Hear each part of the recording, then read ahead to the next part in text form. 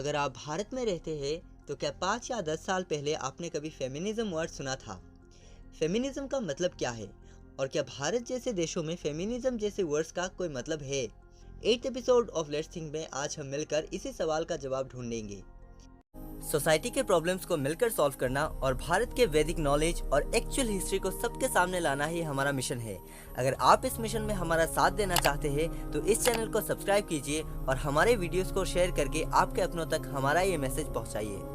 Feminism का मतलब है मेल फीमेल दोनों को एक ही नज़र से देखना और दोनों को ज़िंदगी में एक जैसी ही अपॉर्चुनिटीज़ और सुविधाएं देना।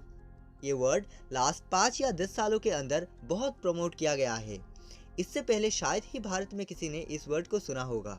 फेमिनिज्म ये वर्ड ज़्यादातर उन सिचुएशंस के अगेंस्ट में यूज़ किया जाता है जहां लड़कियों को लड़कों जितनी अपॉर्चुनिटीज़ नहीं दी जाती। लेकिन हमारे भारत में लड़के लड़की में भेदभाव जैसे प्रॉब्लम्स कभी थे ही नहीं, इसीलिए ऐसे वर्ड्स की हमें कभी ज़रूरत ही नहीं पड़ी। आई नो अब कुछ लोग बोलेंगे कि भारत में लड़कियों को पढ़ने नहीं दिया जाता, लड़कियों को लड़कों की तरह बाहर काम करने नहीं दिया जाता, तो फिर कैसे मैं कह सकता हूँ कि लड़के और लड़की को सेम तरह से ट्रीट करते हैं। ये जिस सिचुएशन के बारे में आप बोल रहे हैं ये हमारे एक्चुअल भारत की तस्वीर नहीं है। मुगल्स अंग्रेज जैसे इन्वेडर्स के इतने सालों तक गुलाम रहने की वजह से हमारे कल्चर का ये हाल हुआ है। अगर हम हमारे हिस्ट्री की तरफ देखें तो हम देखेंगे कि कैसे एंशियंट भारत में लड़कों के साथ साथ लड़कियों को भी गुरुकुल में पढ़ाया जाता था और उस जमाने में भी भारत के बड़े बड़े स्कॉलर्स लड़कियां थी। सुलेखा मैत्री गार्गी जैसे और भी बहुत सारे ऐसे स्कॉलर्स भारत में थे जो लड़की होने के बावजूद पूरे भारतवर्ष में अपने ज्ञान के वजह से जानी और मानी जाती थी। वेस्टर्न और अरबिक कल्चर में जैसे बताया जाता है कि पहले लड़के का जन्म हुआ और फिर उस लड़के का मन बहलाने के लिए लड़कियों का जन्म हुआ।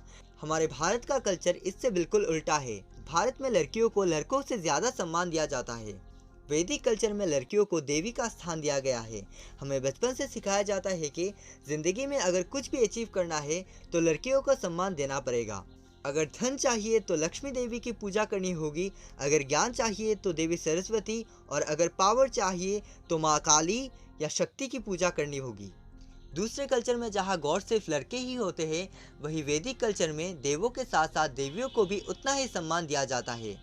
हमारे भारत के इतिहास में जीजाबाई जैसी महिलाएं हैं जिनकी शिक्षा ने शिवाजी जैसे योद्धा खड़े कर दिए।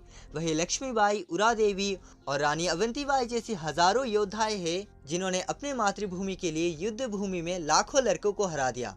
लेकिन इतने सालों तक मुगल अंग्रेज जैसे इन्वेडर्स के गुलाम रहने की वजह से हमारे भारत की गुरुकुल सिस्टम तबाह हो गई और अंग्रेजों ने एजुकेशन की फीस इतनी बढ़ा दी कि लोग घर के एक ही इंसान को पढ़ा सकते थे। इसीलिए लोगों ने सिर्फ लड़कों को पढ़ाना शुरू किया ताकि वो लड़का बड़ा होकर कमा कर परिवार चला सके। हमें जैसे दिखाया जाता है कि हमारे भारत में सदियों से लड़कियों को दबाया जा रहा है, ये सच नहीं है। अभी के समय वेस्टर्न से जो फेमिनिज्म का कॉन्सेप्ट हमारे भारत में आया है वो एक्चुअल फेमिनिज्म के कॉन्सेप्ट से बिल्कुल अलग है। अभी भारत में जो सो कॉल्ड फेमिनिस्ट है उनका मकसद लड़के और लड़की को इक्वल बनाना नहीं बल्कि लड़कों को लड़कियों से नीचा दिखाना है।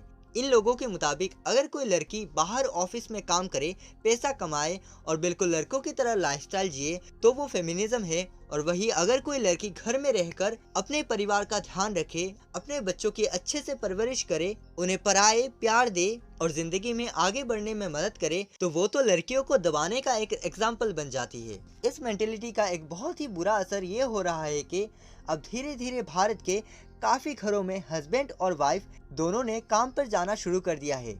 इसके वजह से बच्चों को उनके पेरेंट्स का जो प्यार, जो लर्निंग्स मिलना चाहिए था वो नहीं मिल पा रहा। इस वजह से बच्चों और पेरेंट्स में जो इमोशनल बॉन्डिंग है वो कम हो रहा है और इसीलिए बच्चे बड़े होकर अपने माँ बाप को ओल्ड एज होम भेज देते हैं। भारत में ओल्ड एज होम में रहने वाले लोगों की संख्या तेज़ी से बढ़ रही है।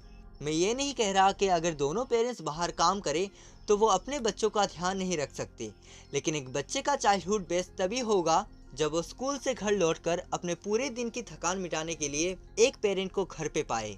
फेमिनिज्म का मतलब सारे लड़कियों को लड़का बनाने के बजाय लड़कियां जो काम करती है उस काम को लड़कों के काम जितना सम्मान दिलाना होना चाहिए।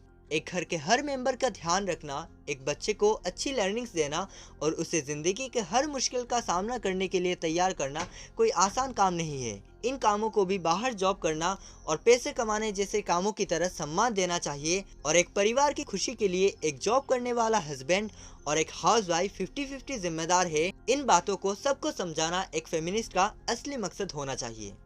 ये वीडियोस मेरी एक छोटी सी कोशिश है आप सबके मन में एक क्वेश्चन रेज करने की। हमारे वेदों में दुनिया भर की नॉलेज है जो बिल्कुल साइंटिफिक और लॉजिकल है। हमें ज़रूरत है तो बस इन्हें पढ़ने की और इनके बारे में सोचने की। अगर मेरे इन वीडियो से आप में से किसी एक के मन में भी भारत के वैदिक कल्चर, नॉलेज और एक्चुअल हिस्ट्री को जानने की इच्छा जगी है तो मैं समझूंगा मिशन एकम्प्लिश्ड। राधे राधे।